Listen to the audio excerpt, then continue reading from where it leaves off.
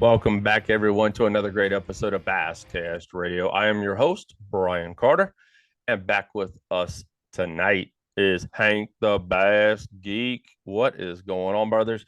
Hey, guys, just to let you guys know, it's been a crazy last couple of weeks for me and Hank. Man, we've been on the road, we've been hitting expos. I know I've done two back to back. I got another one left. We'll both be in Knoxville this weekend. Yep. So really, really excited to hang out there. Um, and I'll be hanging out with Geek as well. I want to throw a time up there, hang out with you for a couple hours and pass out some stickers. We'll have those, some Yeah, man. Basscast Yeah, radio man. stickers. So please swing on by and say hello. Excuse me. And then in February, I've got another one to go to. So that'll be my last one for this year. And then we get a couple of weeks off, and then the season begins. And it's gonna be wide open. But the season really begins this is it I yeah, was, this yeah, I week. believe it's this Yeah, this weekend, right? weekend because we got an MPFL event. We got Mm-hmm. a Bassmaster Open event coming up. So it's gonna be it's fishing time, people. Yeah, And yeah. guys, tonight we got one, from Major League Fishing, the Bass Pro Tour. It's going to be on with us tonight, and we're going to talk to him, Mr. Justin Lucas, about 2024, thoughts on his season. And we're just gonna have a big old conversation tonight about, dude, the guy's a hammer. I mean, I was sitting there looking up some of his numbers. In 2023, he was 18th in points. In 2022, eighth in points. And in 2021, he was fifth. Now 2022, 33, and 2019, 46. But he has been on the trajectory every year. I mean, 3 years of top 20 finishes. Mm-hmm. I mean, dude's a hammer. Over $2 million in winnings. But yeah, I mean, what's up, Geek? I've already introduced about everything I can do here. But Man. Yeah. I mean, just I've followed him for a long time, so yes, it's going to be very interesting to see, what this upcoming year is going to be for him. And then as far as me, man, just banging and slanging, throwing out those vidges, trying to educate the peoples in the Bass yes. Geeks world. And me, we like you said, we got the Raleigh show. I didn't go to Richmond. Good show. I've heard great things about that show. I need to get up there at some point in time. And then, you know, it's it's it's just I'm trying to focus on putting out enough content, getting content ready. So we've kind of scaled back the shows this year. You know, Yes. still up in the air a little bit on whether we're going to be at the Red Crest in March, and then the very next weekend, we're possibly going to be at the Classic out in Hmm. Oklahoma. So the plan is I'm going to be there, but there's a lot of stuff up in the air right now.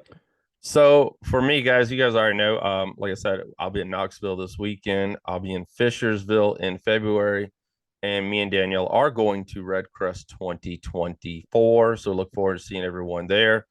Um, yes, I got a chance to hang out with Thomas from Fishing the DMV, and I got on the show again, did a little live on there, so that's pretty cool. Appreciate him allowing me to come on and promote what we do here at the basscast.com and Yeah. Basscast Radio.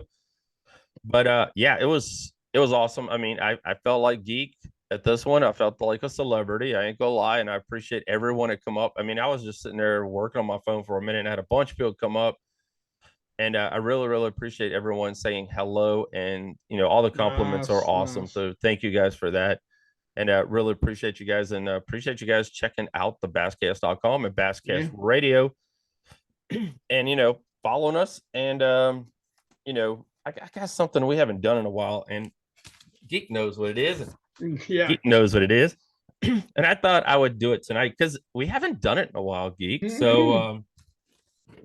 For you guys who are new to the channel or new just to listening to podcasts in general, guys, you can, or gals, don't matter. You can go to YouTube and it's youtube.com/podcast.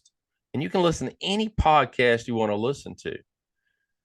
But type in Basscast Radio. And while you're there, please hit the like button. That's all we ask. We don't ask for money because we don't make any money. Hit that subscribe button if you're on YouTube. That's right. Hit the subscribe button, please. But if you're a podcast listener like me, travel up and down the road. Like I said, we're always rolling, going to shows, going to tournaments. I got the cards tonight, everybody. Spotify, everyone. You can listen to us there.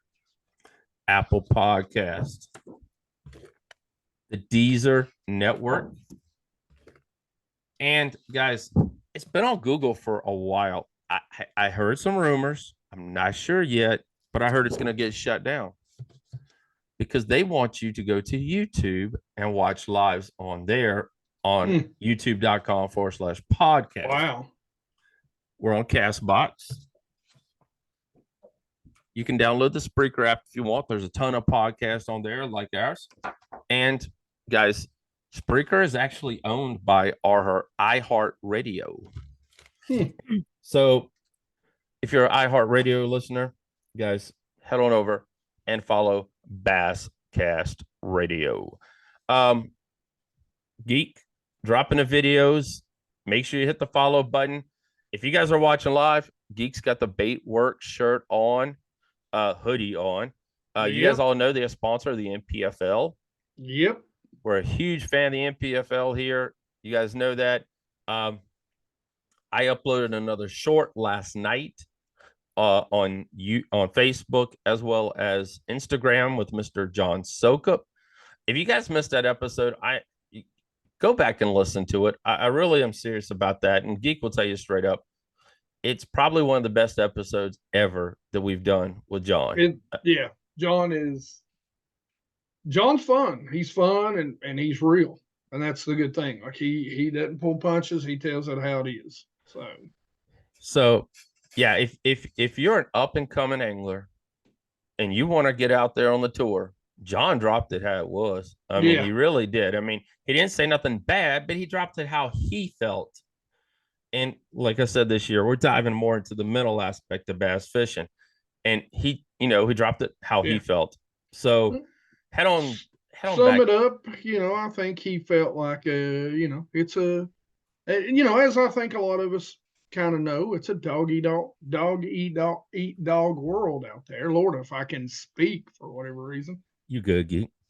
But Geek's right. It is. I mean, and when it's 100 and some anglers out there and you guys are all vying for first place and checks and cashing checks and paying bills and all the other stuff. I mean, and being the first year on the tour, I mean, you don't know a lot of people. Yeah. And I don't want to say this wrong, but, John came from the NPFL. He crushed it at the NPFL.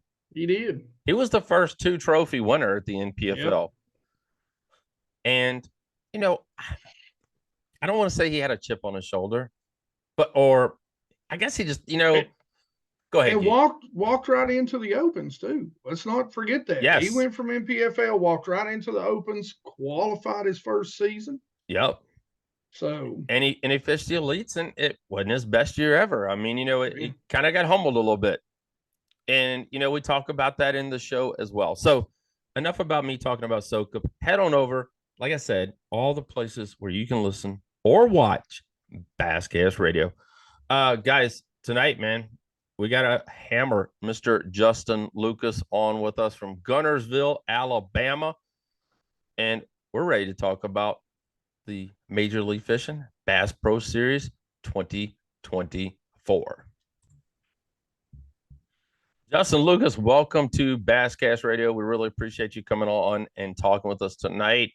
Yep. You're our, maybe second or third guest we've had from the Major League Fishing Tour, Bass Pro Shop Tour. Thought we'd just talk about 2023. You had another remarkable season. You finished 18th in points. Yeah. And, we had a little bit of noise and chatter during the off season. It Plenty. was it was probably one of the most interesting off seasons that you could ever say. Yeah. Yeah, I would agree. How I know everybody's heard it and everyone's listened to it, but how are you feeling about 2024, man? Like I said, I ain't gonna say it's a dark cloud hanging over a lot, but a lot of people are upset. Yeah, I mean, at the end of the day, I'm just ready to get back to fishing. Yeah. And I've fished well under both formats. So I'm excited to get back to every fish counts. And now that we have those minimums in place, Mm-hmm. Yeah. the first year we did it and it was a 1 pound minimum. In the first one to say I absolutely hated that. Yeah. Once we set minimums at most of the time 2 pounds, some of those tougher places can be 1.8, but 2 pounds is a big difference between 1 pound. And Yes. it's really hard to just go out there and target 2 pounders, 2 1s, 2 2s. I feel like if you're catching 2 pounders, you're gonna catch 3 pounders and 4s and 5s. I mean, heck, at Cayuga, man, in 2022, I had a 5 fish bag. I had the biggest weight for 5 fish that day. I had like almost 28 pounds of largemouth, Wow. but I also had 30 fish for like 130 pounds or something Yeah. ridiculous too. And there was no way for me to just go out there and say, I'm going to just catch 2 and 3 pounders today. So the format's fine. I do think, the one benefit to the format is that I feel like it does stay exciting throughout the day. Yeah. I love a 5 fish limit, don't get me wrong, but it definitely slows down when guys are targeting 1 or 2 more bites trying to coal up. And so from a drama perspective, from a viewership perspective, I'm hoping that, getting back into that cut line drama where Yeah. things are really moving and nobody's ever out of it. Yeah. I hope that helps, but we'll see. I don't know. Like I said, I'm just ready to get back to fishing. Yeah. I've heard You know, all off season too. So yeah. And you said something, really that I don't hear a lot of people talking about. And I know me and my friends talk about it a lot, a viewership perspective. I mean, let's be honest, like the only time that a 5 fish is great is when you're walking across the weighing stage at the end of the day, right? And this is really a sport that it's not played in arenas, it's not played in stadiums. Yeah. Audience Yeah. and crowd is, we're not going to have the crowds like you have in golf, and probably don't want that many boats, out there when you're trying to fish. So to me, this sport sets up perfectly for what we're doing. The streaming, the more you can stream, the better, truthfully. yeah, And make that work.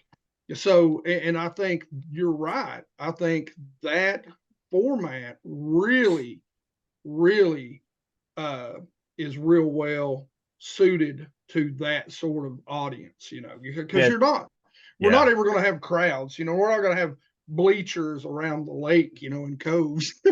So how do you get the people watching and intent to watch? And I think that's the format style that does it.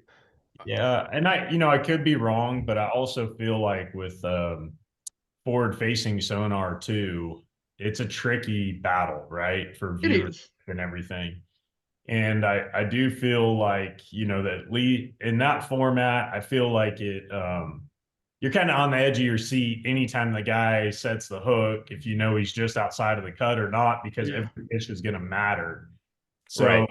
it's not like he's targeting a fish, and he catches a 3 pounder, which is a nice quality fish anywhere across the Yeah. country. But it doesn't do anything for him. It's going to Yeah. do something for our guys Exactly. in this format. But, like I said, I love both. I love fishing both.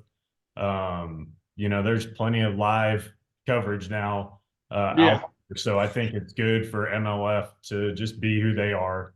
I'm glad we tried the 5 fish, but I don't think that's who MLF is. So I agree.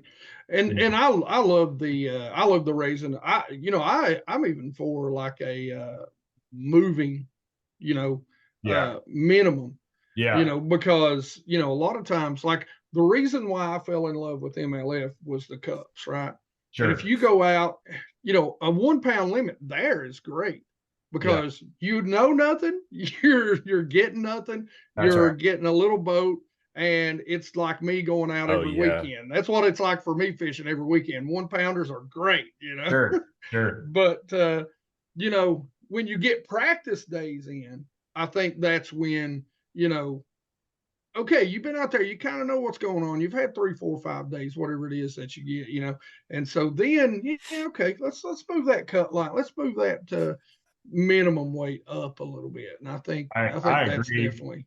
I wish they would just set it at 2 pounds across the board, but I get Mhm. it. I mean, there's been plenty of times where even in 5 fish tournament, I'd be praying for a Hey. 1-8, you know. So Hey, listen, come to Cherokee in like June. Listen, it better be half a pound.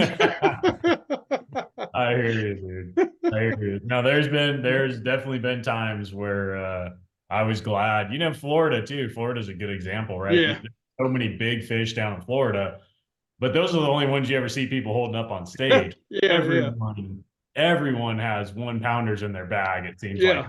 at some point in Florida. So That's awesome. I'm all for the higher minimums. I like the moving minimum too. Like you said, heavy hitters, you know, always a great event because they start at 2 pounds and on the championship round, they go to 3 pounds. Nice. And they put those heavy hitters events on good bodies of water where, Yeah. you know, there's quality big fish in the lake and you're targeting the biggest ones you can. So yeah, maybe they'll do that on championship days. I don't see it, but as long as it's 2 pounds, you know, for the most part, I think it'll be all right. Oh yeah, I agree. Looking, you know, what's an off season like for you, Justin, man? You know, it for you guys out there, we're gonna get Justin give us a little look at what it's like before the season starts. I mean, you know, we always see the videos, the boat wraps, and we see, you know, all the pretty stuff. Yeah. Let's talk about the real deal. The real deal is for me is just catching up on family time. And I tell people I have the greatest job in the world. I wouldn't trade it for any job, no matter what it paid. Because, and I've always said, I'd rather make 40 grand a year fishing and live with the means of 40 grand than, you know, have some job. I've said that since I was, you know, 16 years old with my first job. So I just love bass fishing that much. But the hardest part for me in this job, and really the only tough thing, is just being gone from family. So especially now that I have kids, when I was younger and it was just me and my wife, we could travel around. It was all good.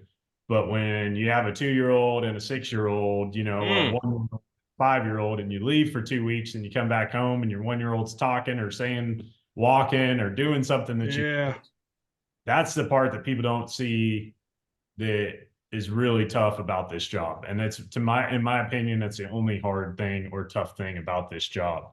But my off season, so it's a lot of catching up with family time. This off season, I spent more time fishing just because technology is constantly changing. Right.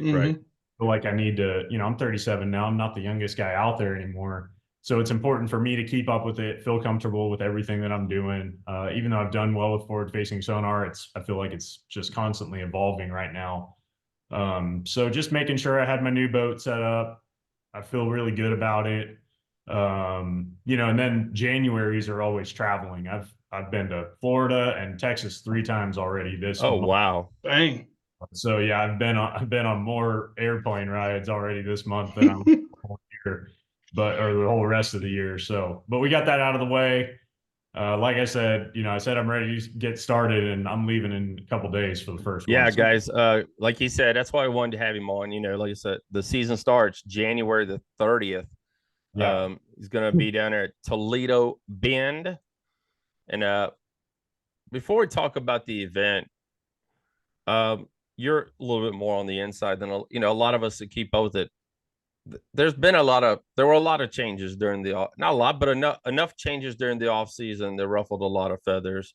You know, cutting back the field, but going back to the every fish counts, and putting, like Geek said earlier, putting cameras on every single boat for the most part. I think now because they upped it, it was 150, and I think it's now up to like 180 or something like that. Because he changed it. He changed it. At one time, it was supposed to be 150 anglers, and then I think he upped it to 20 more anglers or something like that. Well, on the Bass Pro Tour, we have 80. We've had 80. Yeah, 80. Yeah, And now it's going down. You know, we'll that's have right. 80 this year, then it'll be 65, and then 50. Yeah. That's right. That's right. I almost have I had my math wrong there. Oh, So, Close like I said, enough. it's so many changes, it's hard to keep up. What have you been hearing about? What have you been, hearing as we look towards 2024? That's, some things that we need to watch or look for, or some things that are changing. I don't know. I don't know what much on the horizon, other than I've seen some payouts. The payouts look really good when we get a smaller field, but I'm in the camp of I hate to see anybody lose their job. Yeah. See cuts. So, I'm very fortunate. I'm making a decent living doing this. I don't have to make all the money in the world to be happy doing this, like I said. Yeah. And so I hated to see that, to be honest. Even with higher payouts, it's tough. I get it. I get the fact that they're a business. At the end of the day, all these tournament organizations are businesses. They're all trying to stay in business. They're all trying to, find their niche, do their thing. And, MLF is still trying to find that. They're still fairly new, 5 years. Oh, yeah. They've given this a shot. Obviously, I think by the changes, they're kind of saying, hey, we don't like the direction that's going, or this isn't working as well as we thought. So this is what we're going to do, and I'm fortunate I'm in a good spot in the points where it's, I'm all right, probably for several years. But that goes back to me, the number one thing, like my sponsors know this too. I love working for my sponsors. I have great sponsors. Don't get me wrong. Couldn't be out here. But I've always said that fishing is number one. And I don't ever want media or other things to take place of that, because I got into this for fishing tournaments, my love for fishing tournaments, being competitive. And, that's number one, dude. So I want to make money off of sponsors. I know that's important. I want to do a good job for them, but I can't lose sight of the fact that I feel like I need to fish well to be having a good time. Oh yeah. Right. Yeah. Right. It all goes together and comes together. Now I'm going to change up on you just a little bit, because I heard you talking about, getting better with your electronics.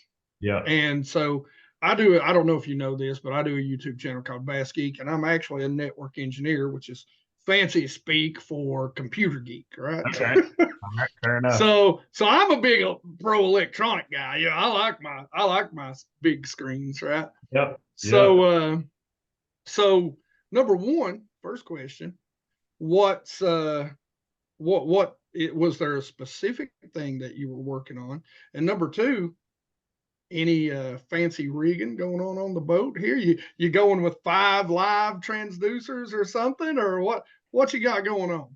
Well, number one, I really wish at this point, I feel like it's getting a little out of control. It is. Amen. I agree. As much as I love it, I'm seeing these MBTs, the 16, 22 inchers. I mean, we're taking off 10 miles an hour by putting that thing on the Everybody's boat. wondering why their boats are slower. Weight and wind resistance. Yeah, all the wind draft, but so I wish that all the anglers could come together and just, across all leagues and come up with some kind of solution. I don't know if that can happen or not. I feel like we do need to put limits on things, because I'm seeing transducers on the back, trolling motors on the back. I have 3 graphs up front. I've had 3 graphs up front since 2020. But now I have 2 forward facing and a 360 up front. Yep. And so I don't know yet how I like it. I know that 360 and forward facing has always been a big deal for me. Yeah. but I almost just wish they would just say one forward facing up front, you know. Yeah.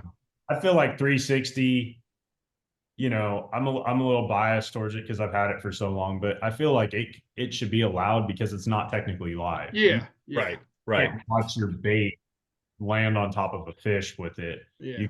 You can't really watch fish even swim with it. It'll draw fish sometimes in very specific situations. You might see some fish, but Yeah. it's more of a structure based, you know, electronic. So the only thing I've been messing with is the scout mode.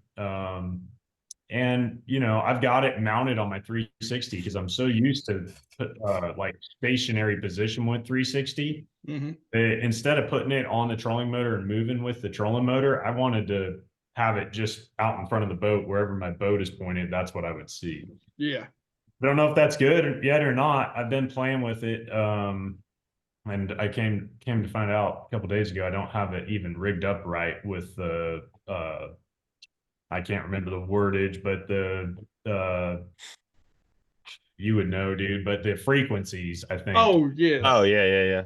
Something with the frequencies we didn't do if you're running two. So Oh, okay. so far for scout mode, I'm kind of but I think when I get that fixed, I can see its time and place. Yeah.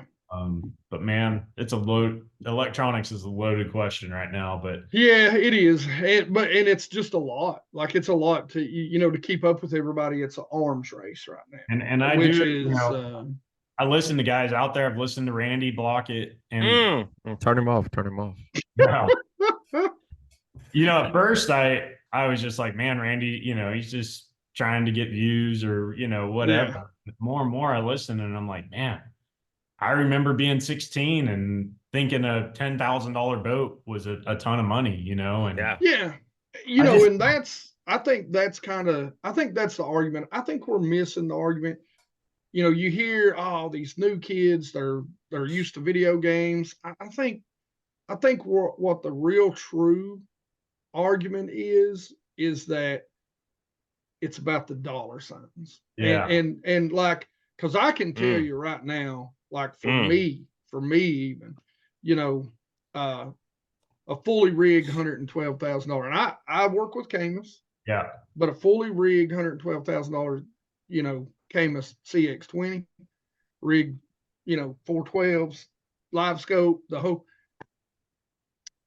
Dude, that's almost as much of my house. I know. I do want young people to look at the sport and see an opportunity and see a way in, even if they don't come from money. You know, that's my.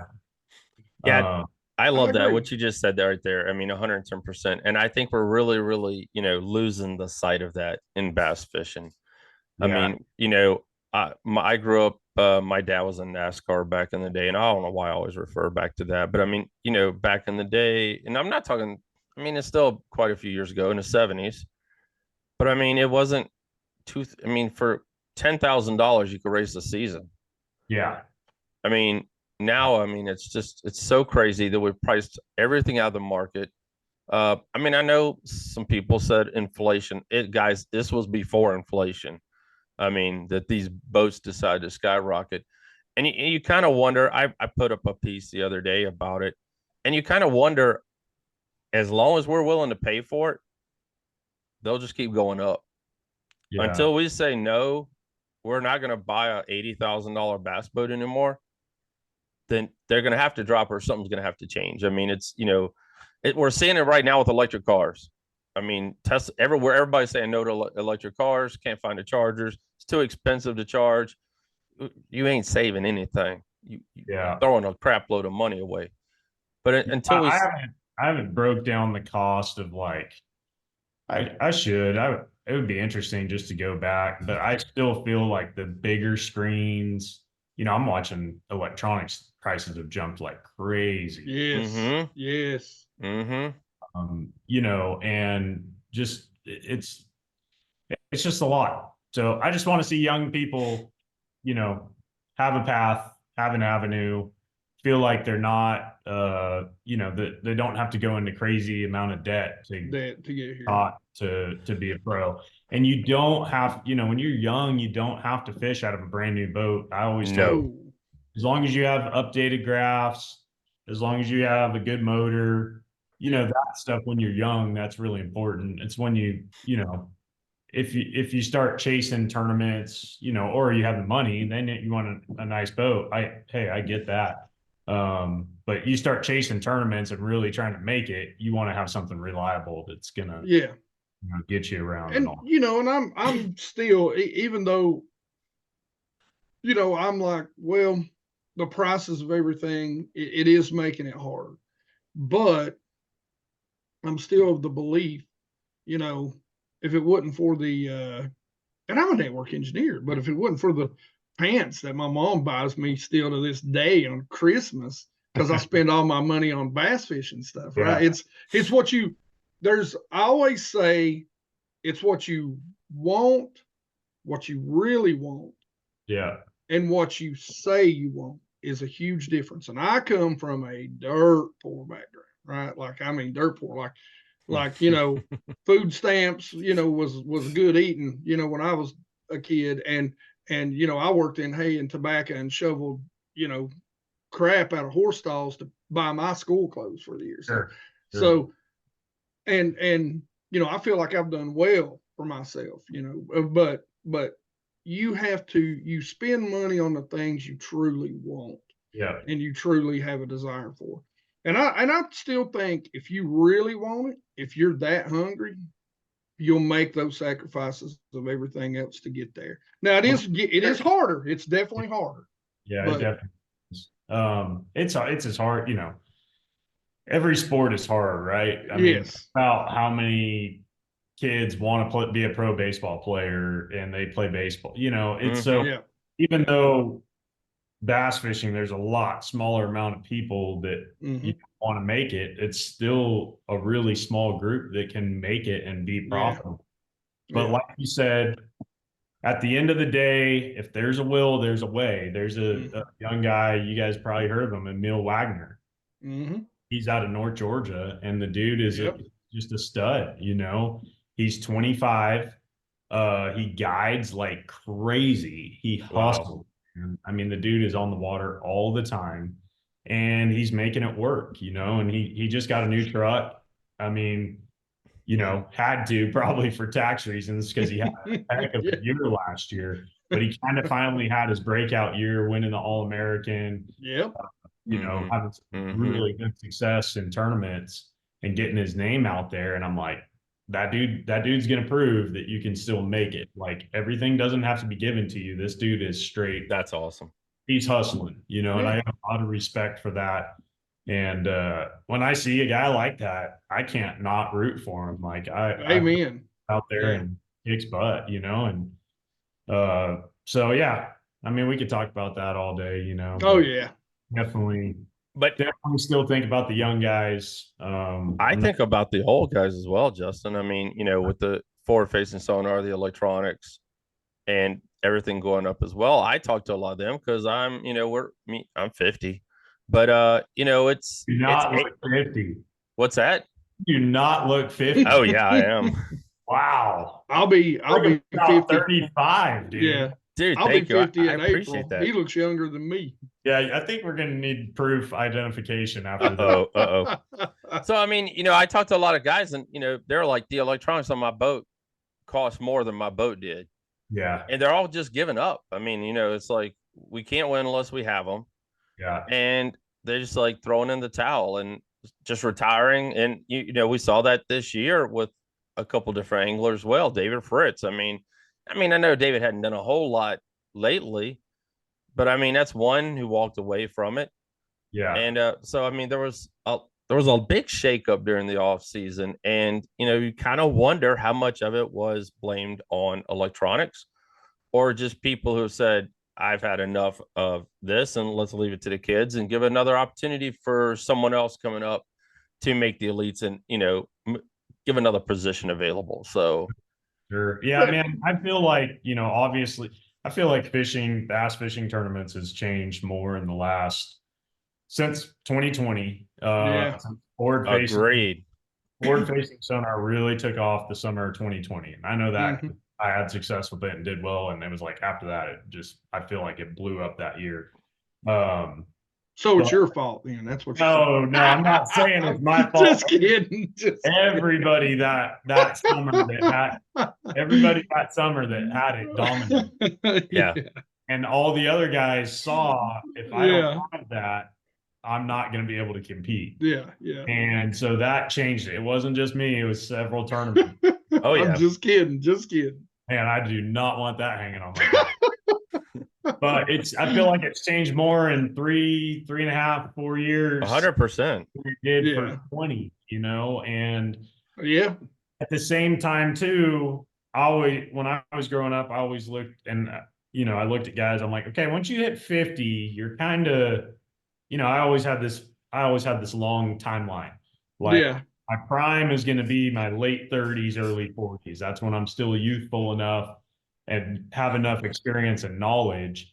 But that's starting to get thrown out the window, that, prime of late 30s, early 40s, because now we're seeing so many 20 something year olds have a lot of success, and so I always thought 50 was kind of the number. Like, do I want to go past 50? Only if I'm still competitive, So Yeah.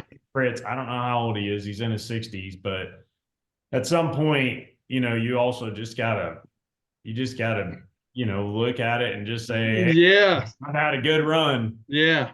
See, I always play devil's advocate when we talk about some of the older guys, because again, I'll be 50 in April, and I always play. I've got a sweet wife that I've been married to for 30 years who's kept me young. So that's awesome.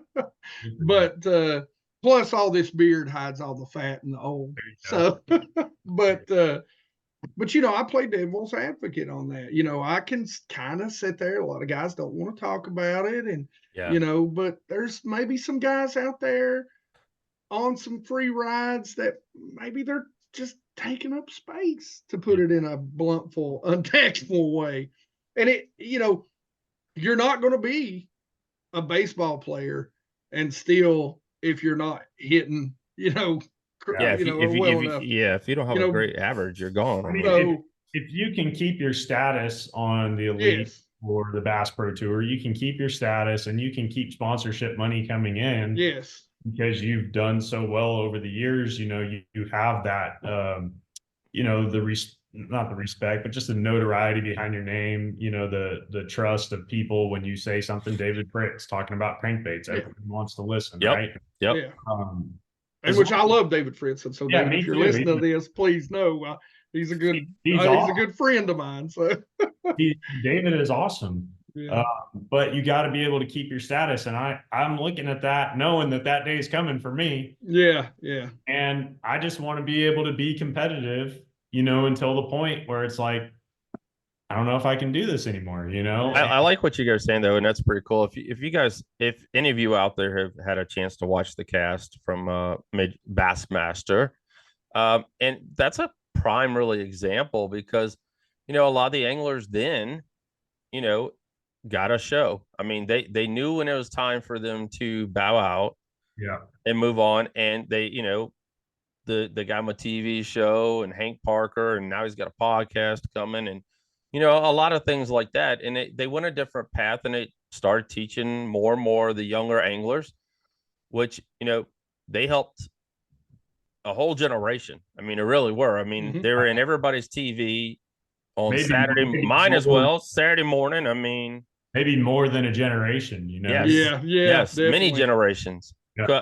What they've all passed down to so many different people. And like I said, it's mine Saturday morning. I know you're not old like us, but we had TNT back in the day. Oh yeah. Old TNT network. And you had some bass fishing on there, and you had Hank Parker, and you had a bunch of other different anglers on there.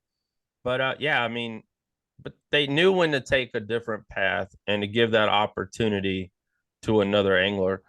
And like you said earlier about the young anglers, and we've said it many times on the show, the opens this year have probably the youngest set of Crazy. anglers coming into the elite series that, I mean, I've been doing this for over 12 years, probably 13, almost 14 years.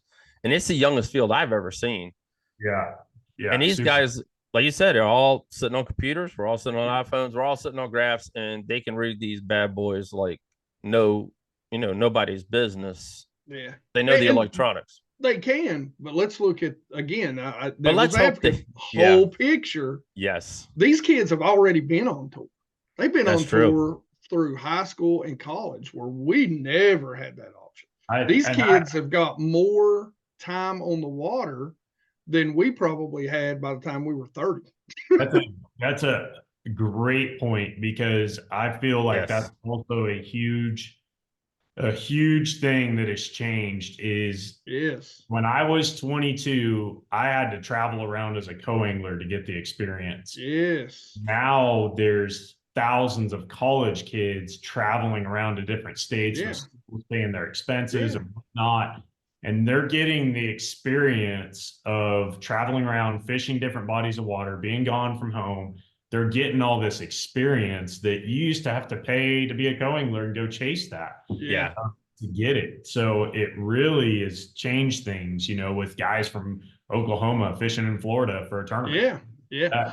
Well, even at the high school level, even at the middle school, you've got junior bass masters now. Sure. You've got the high school, MLF and bass master.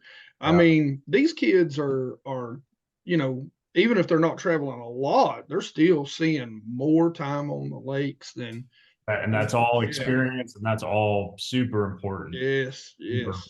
So yeah, that's making a big difference in the younger guys as well. Yeah, because you guys all know out there, probably been about 8 years ago or so, Bass ramped up the college fishing and dropped a lot of money into it. And because that's why Major League Fishing bought, gosh, what was the other league? I can't think about it now. FLW. FLW, there you go. That's why they bought FLW, because they needed a feeder system and they needed a way to bring anglers through and bring them up to fish with you, man, and against you. And I think, what is it, every so many years the bottom there's a bottom part will fall off, and they bring more in and more in through the feeder system. And now you get the tackle warehouse, and I guess from tackle warehouse, like Gray Buck, he's coming in this year, and he'll be fishing with you guys on the Bass Pro Series. And you needed that feeder system to be able to keep young anglers always coming in and fishing, the top level series for Major League Fishing. Super important to have that happen. And I know my days are numbered, hopefully it's years down the road, but eventually I'll be that guy that they either get cut or have to make that decision. Your point standing, it'll definitely be years. We've Well, looked, we know what your points are. So yeah, we talked about them, man, and they're pretty before, dang good. yeah. So I'm too we competitive. think you'll be to go just out- fine. Too competitive to go out easy, so I'm There gonna you go out swinging hard at least. But amen. the other thing is too is I've always wanted bass fishing to look and feel like a sport, and Yes. so every other sport your days are numbered, and so that's just part of it, and I'm okay with that. I just want to give it a long ride as long as I can, good hard ride. So. all right, let's dive in this really quick. We're gonna let you go, and we really appreciate you coming on and talking with us tonight. Yeah, man. Justin. 30th, guys, January 30th through February the 4th. Like I brought, like the reason why we really wanted to bring you on, man. The season kicks into gear. Lake County and Toledo Bend. How you feeling? You guys all know. You probably been. How many times you been to Toledo Bend? I've been there 3 times, I think. See, you kind of got it a little dialed in already, a little bit, because, like I said, you have the, you're still you're under 50. You don't forget too much right now. Yeah. Wait till you get over 50, you'll forget your name. That's on my side for now. So you got a little history on the lake. So how you feeling going into 2024? I feel really good. I'm having fun right now. Fishing a lot this off season, just enjoying the learning curve. Obviously, I think forward-facing sonar, it'll play at Toledo. The fish will, it's going to be winter time, winter patterns, so it's going to play. But they just had a lot of rain too. Yeah. So the water might be coming up and might be getting dirty, might throw a whole curveball, into the deal. But I'm excited to get out there. Never fished it this time of year. I feel like every time I've ever fished there, it was spawn or post spawn. So this will be new. It'll be new for a lot of the guys. And then we go to Santee Cooper, and a lot of us have never been there on the Major League Fishing side. Bass started going there back in like 2019 or 2020. It seemed like they started picking that up as a spot. And so some of those guys, have experience there, and some of our guys do, but back from the mid 2000s, Yeah. it's been a long time since, Edwin Evers or Todd Fairclough, some of those guys have been there. So Right. I'm excited about that one too. But you are coming to our neck of the woods, man. Well, my neck of the woods, and you're coming up here to the James River in August, and I will be there. June. We'll be there in June. Yeah, I'm sorry, June. Yes, June the 25th through 30th. And the Chowan River. That'll be cool. Yes. And that's June 4th through the 9th. Which, Del Hollow, you said it. Is he by Cherokee? Yeah, me. Yeah. Yes, so, he is. Del Hollow should be really good. Everybody's been saying that's going to be. Oh, dude. Now listen, just have your scope ready. That's Scoping Lake. I fished the VFL, but yes, VFL Mountain Division, and listen, that's when I realized last year I thought I was good on a scope because, like, I live in Northeast Tennessee, so South Holston, Douglas, all these highlands. Went up there and I was like, okay, got my teeth kicked in. I got to learn something. So I've been doing exactly what you said, and I've been spending the entire, summer and winter going, okay, I got to get better. I see where I screwed up. Well, and so with that said too, that's one thing that I hope Major League will do a good job at going forward. If they're going to be different, if they're going to, go back to every fish count, let's also go to the Del Hollows, the Chowan Rivers, the time South Holston, all these type of places that can't hold 100 or 150 boat tournaments. That's what we need to be targeting. Slot limit lakes. And let's move around the country. I mean, my big thing is, like, I don't want where a tournament is going to be decided on if the city's going to pay you or not. I want to go make a great show and go have some awesome fishing. I understand there's the business side of it, so I get it. But man, like, my thing is, like, I want to go to Venice, Louisiana. You don't want a forward-facing sonar event. Like, let's go to Venice and let's go flip cane all day. There you go. And do that, So I know it's way easier said than done, but man, I would love to see that for the future for Major League. I think it would. I feel like there'd be room for 2 leagues if you could do that. You're different. Yeah. Right. I agree. You're going to all different types of bodies of water that another league can't go to. You got the mixture of both. And I think that would be a good thing. But I don't want to bring this up, but that's been probably one of the coolest thing with the NPFL. Yeah, they're hitting some cool places. And they're hitting some really cool places you don't see. Yeah. And they're actually hitting different time. I mean, they're actually starting in reverse and ending in Florida. Yeah. So, I mean, it's a different places, different times of fishing. So it's pretty neat to, watch different pros, I think that's great, dude. I think the whole, I feel like the whole industry needs that. Because here's the thing with forward-facing sonar, you go back to, Lake Gunner. We were at Lake Gunnersville in May. If you come back to Lake Gunnersville in May, that story of that tournament has already been told. Right. Yeah. So people know what to expect. So there's no way in my mind you could expect viewership to be up. Yeah. If the story's already been told. It's like watching the same movie over again. Yes. So let's focus on telling new stories, and NPFL is doing that, going to St. John's River in September. Yeah. That's cool. Yeah. That story hasn't been told, so that's going to be a cool event. And, and we have some cool ones this year. Chowan River and Dale Hollow, those definitely have me excited. Yeah. I just want to see some more of that for sure. So I haven't read or seen anything. I can't remember. Is the MLF, are they going to start doing some sort of plug in to the live sonar stuff? Are they going to, have they talked about that any? Are they? We have a meeting next week at our first tournament, and I'm sure we'll hear at that one. But obviously, it's on the radar. And I hope so. I think that's awesome. came out, they did it. There's no reason why both, all the leagues can't do it. I think that'll definitely help viewership too. But again, it goes back to stories being told before. I think, I could be wrong. I don't know everything. I voice my opinion sometimes, and it's wrong. So, but I think that's important, especially where we're at with viewership and forward-facing sonar. I feel like if you're going to be looking down, I might as well be looking down too. And that, another thing too is like the young guys coming in.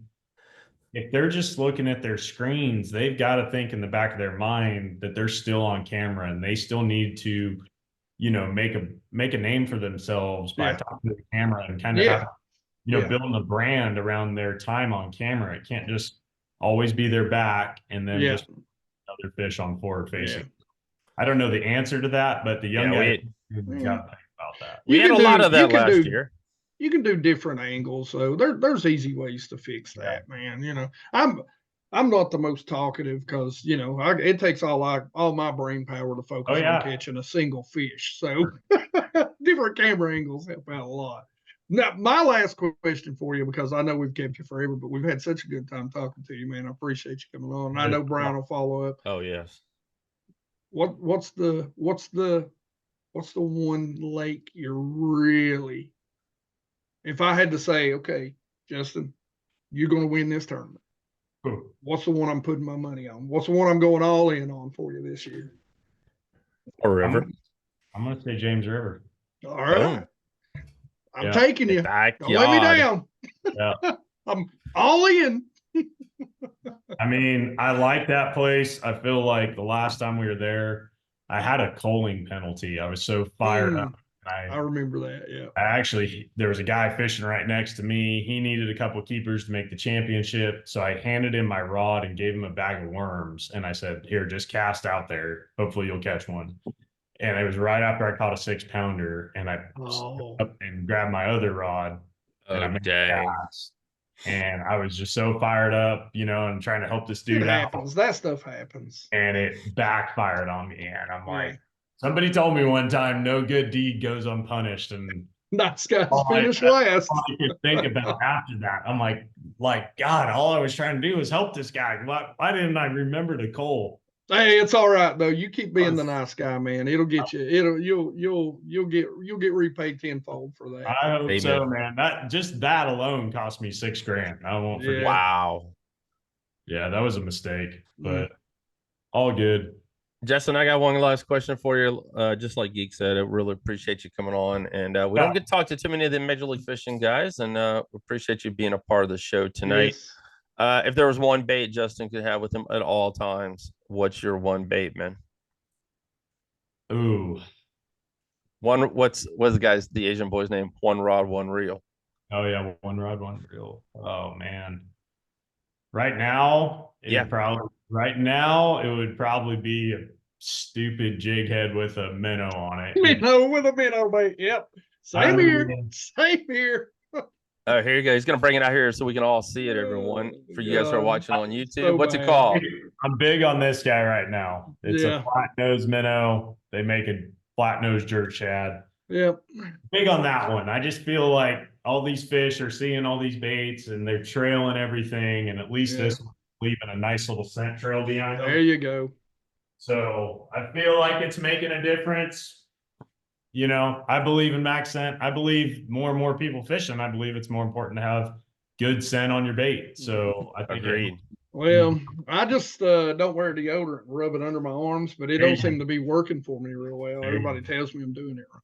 Well, everybody always asks me if I use scent. I'm like, almost every soft plastic I put on from Berkeley, It's got it in. has scent, so Yeah. I don't have to worry about spraying my baits or anything. But I definitely think it makes a difference at the end of, especially at the end of a year. Like you go out there every single day.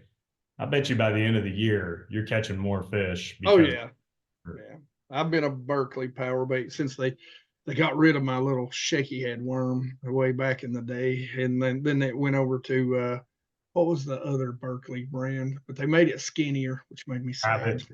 Yeah, I have it. Yeah. See, you know what I'm Mm-hmm. talking about. Yeah, I got a few Havoc packs somewhere around here. So right Brother there behind you. Justin, man, thank you for coming on the show. Really appreciate you being a part of Basscast Radio tonight, and good luck to you in 2024. All right, Season's guys. right around the corner, and we're going to wish you the best of luck. And guys, make sure you tune in and watch on live Major League Fishing here. Have a great afternoon, guys. We're going to be right back. See you later. All right, everyone. Really appreciate Justin coming on and talking with us tonight. Yes, sir. He's our first Major League Fishing guest. It's pretty cool to get someone on first of the year. We haven't done that before, and I kind of want to hear his perspective on a lot of things that have been taking place during the off season, and get back into the world of bass fishing, which it's all about. But I mean, like I said earlier, guys, it's been one of the craziest off seasons in my whole entire life of doing this thing. 13 years of being a part of the Basscast and chasing bass. I want to say I think I started this bad boy. My math is still probably wrong. I think the Elite showed up here in like 2008, 2009 on Smith Mountain Lake.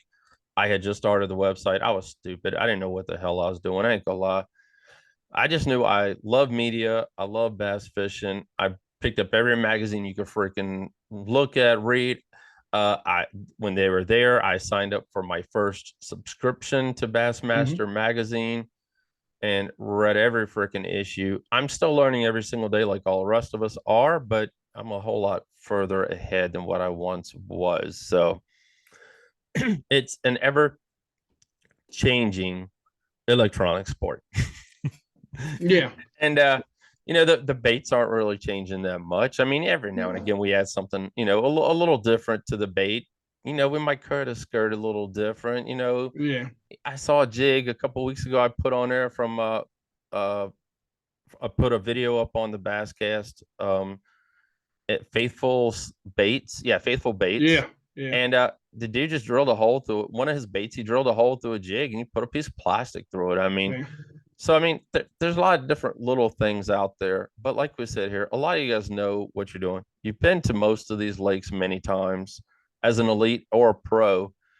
And, it's just the mental mindset and breaking it down with these new electronics. And it's, and trying not to get spun out and making it to the end of the event and having 5 in the fish in the live well. Yep.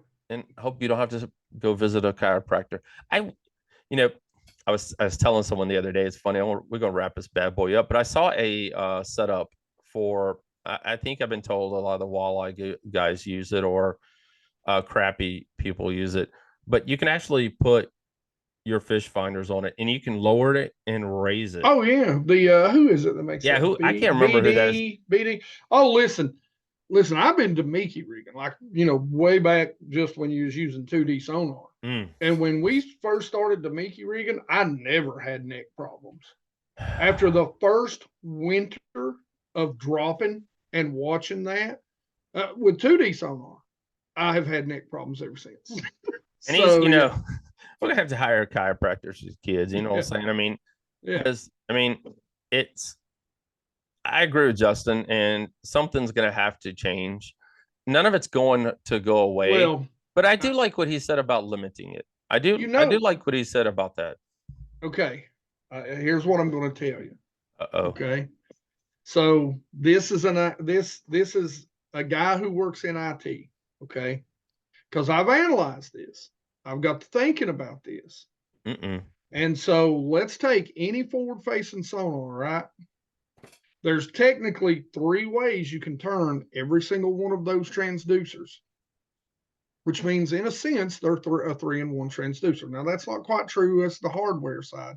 But Right. what happens to all technology as it's been out for a long time? It gets smaller and smaller. Oh yeah. Down imaging and side imaging are going to be replaced. That's true. You will have, because what are we already doing? We're already sticking one on each side, pointing out to the left and the right of the boat. We're already putting one down and pointing out back. So we're already replacing it. Yeah. There's no need to even have down and side imaging when you can do that. Now that's crazy expensive for me and you. But how much do you want to bet that it is an arms race to get a 3-in-1 live transducer that you put on and it does live side and live down? Yeah. I mean, Lowrance already, even though it wasn't truly live, but they already coined the phrase. Lowrance 3-4 years ago was like our live transducer. Well, it was BS. It wasn't really live. Right. But that's where we're going. That's where we're going. So live scope isn't going away. It's just going to replace everything. It's going to be ever changing, guys. It's going to be a topic for the ages. That's the short term. You don't even want to talk to me about the long term. Yeah. All right. Appreciate you guys for listening. Thank you for being a part of Basscast Radio. As we said before, head on over, give us a follow and a like wherever you listen to podcasts. Make sure you hit Geek's channel as well. Let's get him to 100,000 this year. Please, let's get him over the 100,000 mark. And we will both be seeing all of you in Tennessee, Knox Vegas. Yep. 74,806 right now. Let's make it happen, everyone. Have a great night, and we'll be talking to you all next week. I already got some guest. You heard it. Guest lined up next week to be on this show. Gonna make it happen, and it's gonna be an awesome event. Have a great night, everyone, and we'll talk to you guys later.